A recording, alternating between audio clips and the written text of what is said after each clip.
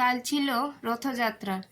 আমি, আমার মেয়ে অন্তরা, আমার মা আর আমার ছোট বোন আমরা সবাই রেডি হয়ে বিকেলবেলা বেরিয়ে পড়লাম রথ দেখব বলে। আমার মেয়ে ছিল খুবই এক্সাইটেড।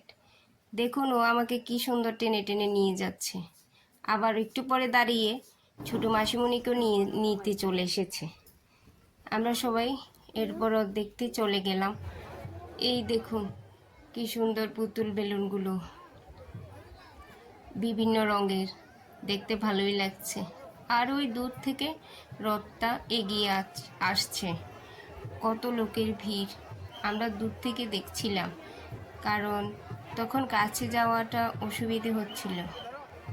তারপর রথটা এসে সোজা ঢুকলো গিয়ে রাজবাড়িতে। আমরা বাইরে বসেছিলাম, অপেক্ষা করছিলাম। দারুণ ব্যাপার ছিল। তারপর আমরা রাজবাড়ির বাইরে দাঁড়িয়ে গেটের সামনে অনেকগুলো ছবি তুললাম, কারণ আমাদের তখন গেটটা লাগানো ছিল আর কাউকে ভেতরে ঢুকতে দেওয়া হচ্ছিল না। তারপর আমরা বাইরে একটু মজা করলাম।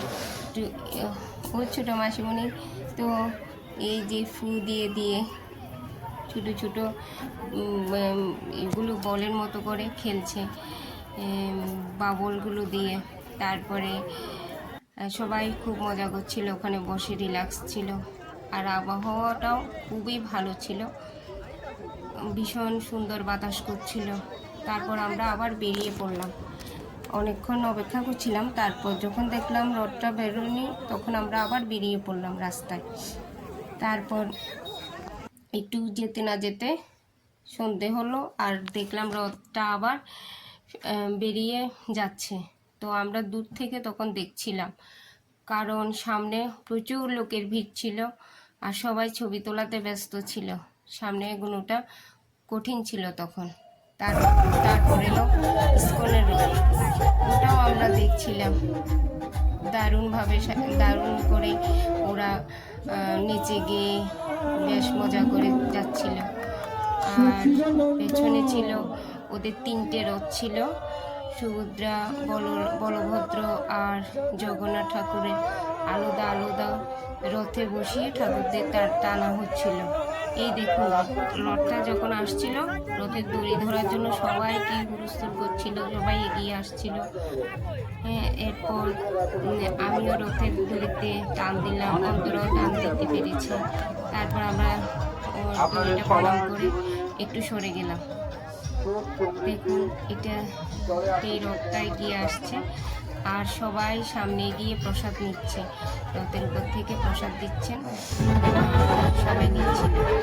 এরপর ওদের 2য় নম্বর রথটা এলো, আর সবাই নিচে গিয়ে গোপী সেজে খুব আনন্দ করতে করতে রথের পেছনে পেছনে রথটাকে নিয়ে যাচ্ছিল।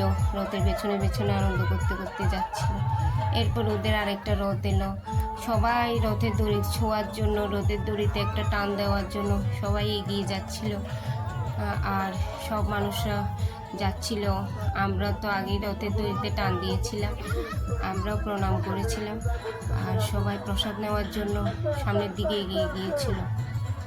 এভাবে রথের দিনটা আমাদের বেশ ভালোভাবে ঠাকুর জগন্নাথ দেবের কৃপায় কেটে গিয়েছিল। একটা খুব সুন্দর দিন কেটেছে। অনেক ভিড় ছিল, সবাই আপ্লুত হয়ে গিয়েছিল। তারপর আমরা বাড়ি এলাম। জয় জগন্নাথ।